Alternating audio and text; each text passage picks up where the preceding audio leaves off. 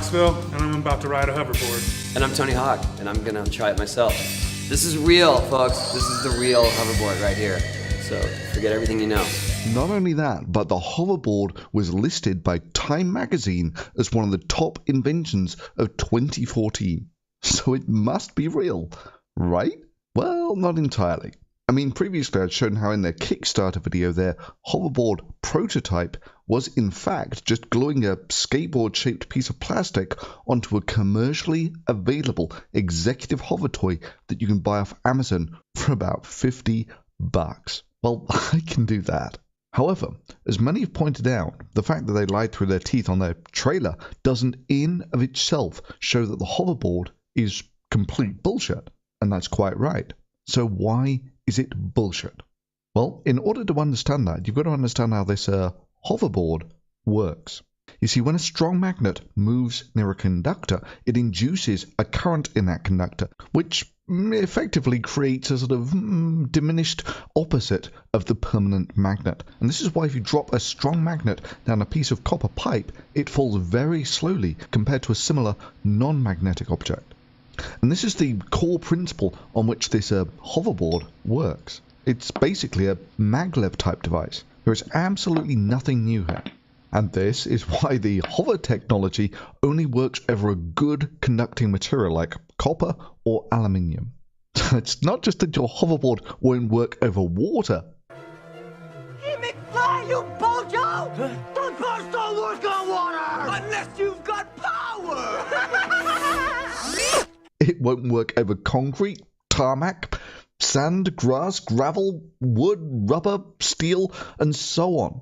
Basically, the only place it will hover is over a surface that is coated with something like aluminium or copper, which is basically nowhere, which really does make Greg Henderson look royally dishonest when he describes it like this. This is a necessary step. This is a stepping stone to Marty McFly's ride over hedges and rocks and curbs. We are about to release our Kickstarter campaign, and we're asking the community, the crowd, all those hover enthusiasts out there to help us design a production hoverboard. Yeah, that's not just kind of sugarcoating it. That's the sort of dishonesty of representing a commercially available hover toy as the prototype made by a daddy scientist for the wonder of his kid.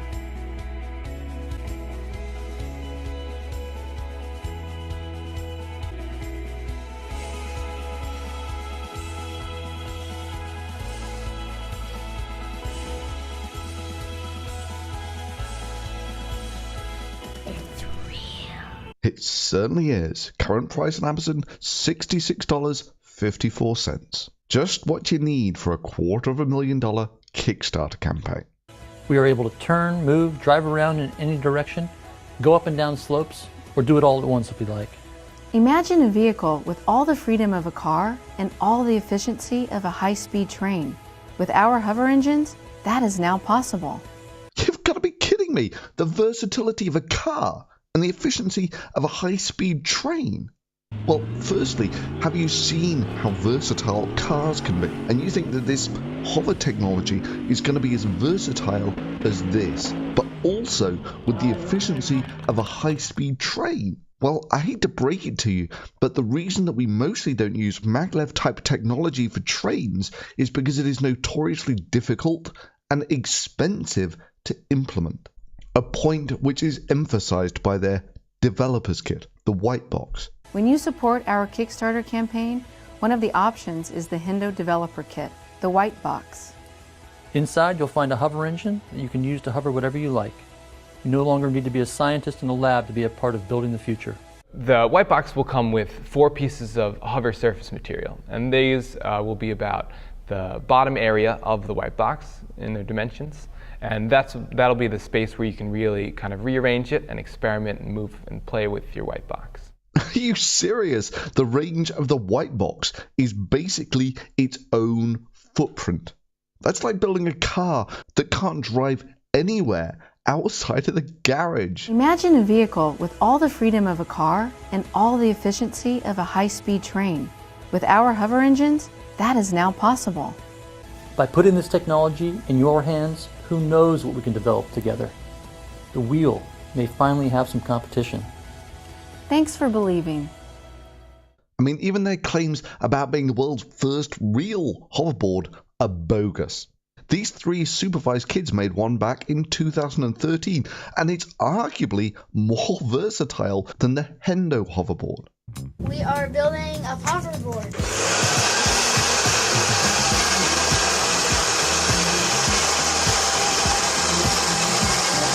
Well, maybe they meant the first magnetic hoverboard. Nope. Back in 2011, people had done that too.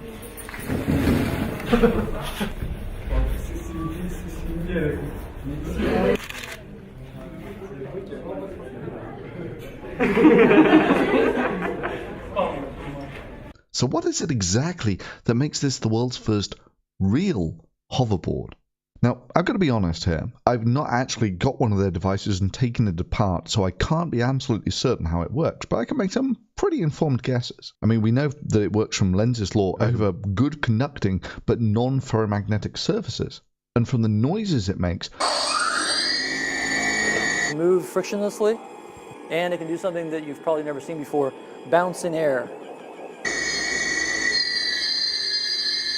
I'm going to guess it works by spinning magnets on motors next to a copper sheet. Now you can get a similar effect to this by just chopping up an aluminium beer can and putting it on the end of a drill and then lowering a magnet next to it. I spin it up.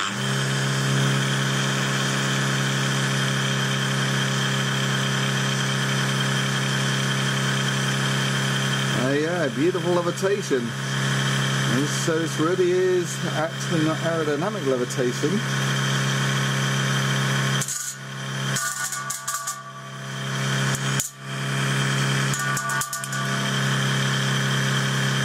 So that really is levitating just using the beer can.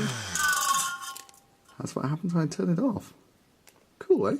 Yeah, I know, maybe I should propose a hoverboard made from rotating beer cans and a magnetic floor. And I figure I could do it for less than $500,000.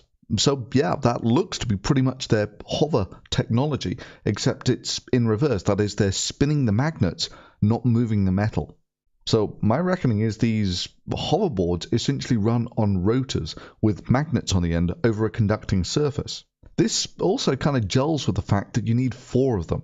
See, inevitably, if you spin something up in one direction in an atmosphere, due to the air resistance, it creates a force on the motor in the other direction, which is why helicopters have those tail rotors. And it's also why this happens when those tail rotors fail.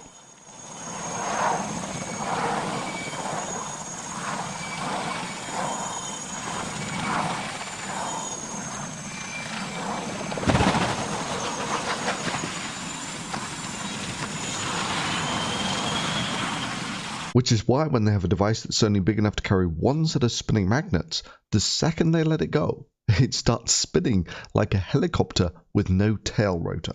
So another cute way of getting around this problem, other than having the tail rotor, is to have 2 lift propellers running in opposite directions, and this cancels out this force. So you can either have those rotors coaxial or separate. Quadcopters run with 4 such motors. 2 of them go clockwise and 2 of them go anti-clockwise. And so simply by changing the rates of the propellers, you can either get the quadcopter to rotate left or right, or to move forwards, backwards, left or right. So with a quadcopter, you have batteries, a frame, 4 motors, and then propellers to provide lift. And everything else is just handled by speed controllers. Whereas with this Hendo hover stuff, what you've got is batteries, a frame, 4 motors, and then magnets to provide lift. All they've got here is essentially an upside-down quadcopter. Apart from rather than propellers, they've essentially mounted magnets around the edge of the motor. Cute idea, but the downside is it's a power whore. So according to Gizmodo, yes, it's freaking heavy at nearly 90 pounds. That's 45 kilos. I mean, it's small wonder that Tony Hawk was struggling to do anything on it other than rock gently backwards and forwards. It weighs over half his body weight. So heavy that the engineers told me that they would be breaking the OSHA safety regulations by lifting it with fewer than 2 people. I'll try it myself. This is real, folks. This is the real hoverboard right here. so forget everything you know.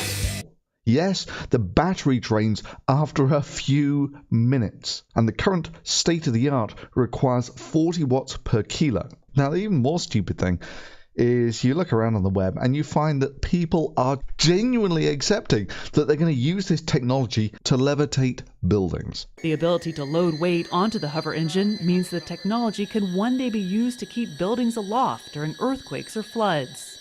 Why not a building? Why not a house? Why not an operating room? Why not a sensitive piece of equipment or a precious piece of art? Okay, so step back for me, tell me how this technology works in the first place. I'm an architect, not a scientist. And so I looked at this whole problem a little bit differently. If you can hover a train, why not a house?